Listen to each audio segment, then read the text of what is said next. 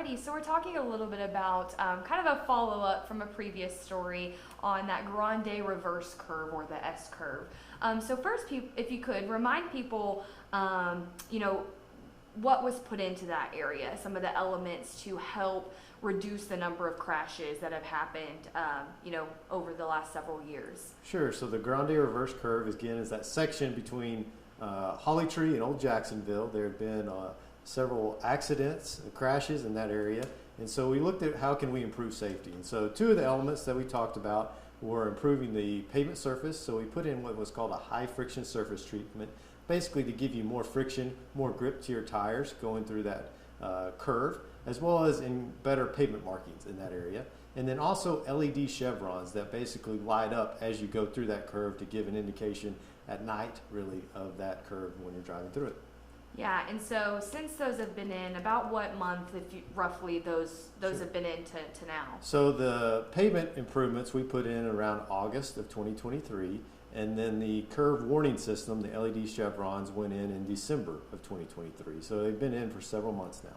Yeah, and since then, what has been the result of those? Like, have you guys had any more crashes? What does that look like? I know it's just a few months, but you should be able to see some sort of difference, correct? Sure. So went back and we were able to pull only reported crashes, so things that, where a police officer responds and creates a crash report. And in looking at that data, there have been 0 crashes in that reverse curve since that, in that time frame.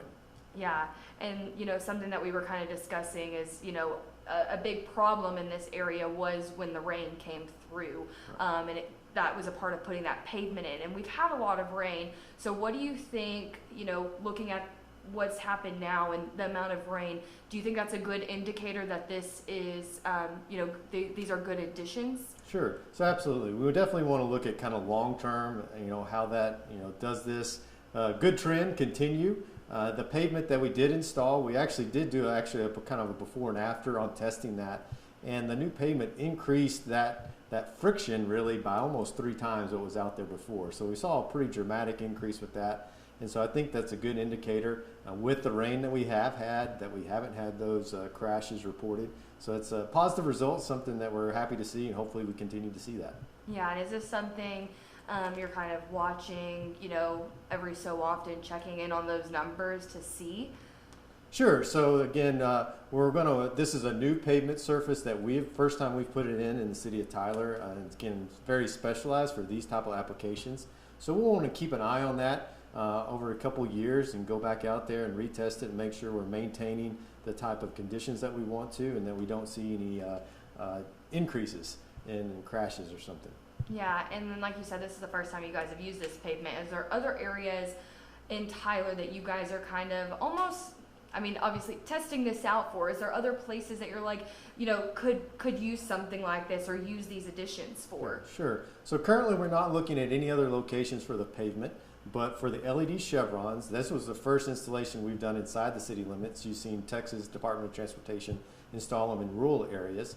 We're looking at a second location that is planned for installation on Shiloh Road between New Copeland Road and Donnybrook. There's a reverse curve that's in that area. So again, looking at adding those LED chevrons to help increase safety as people drive through that. Yeah, so it's been so much of a success, you're looking to do it in other areas throughout Tyler. Absolutely. Definitely targeted areas where you have similar conditions on those curves where there may have seen an increased crashes. We want to see if we can address those and improve safety. For sure. And something that we talked about last time was, of course, monitoring this and possibly finding other, solutions if this one wasn't, immediately, kind of seeing these. So is that still the plan? Is that still something that you guys might approach in the future if things, start to get, bad in that area again? Sure, absolutely. Again, we went through a lot of different iterations. These were some of the improvements that we felt provide the best bang for your buck, cost to benefit ratio for the city to install, lower impact initially. And so we're seeing positive results since we've installed those, but if we were to see an uptick or something else that made us concerned about the safety, then yeah, we would consider other alternatives. Yeah. And what do you think it means for the city of Tyler to kind of have these newer things added in to help with these different trouble areas, especially like you said, this is something that hasn't been done within the Tyler city limits before? Sure. So again, kind of focus on safety. How can we improve areas that have had a history of crashes? We want everybody to get home, whether they're going to work or to school or to play, get home safely. And so we'll continue to look at ways that we can improve safety in the city of Tyler. And this was one area that we felt like we could. And again, we're seeing positive, so we'll continue to improve where we can. Yeah. Is there anything else that you feel like people should know that we haven't already talked about this particular area, and kind of in this follow-up story to see how it's been affecting the area? Nothing specific. Again, hopefully people have recognized the difference. Having improved pavement markings is something that gives better information to the motorist, and continue to just drive safe, pay attention, and look out for one another.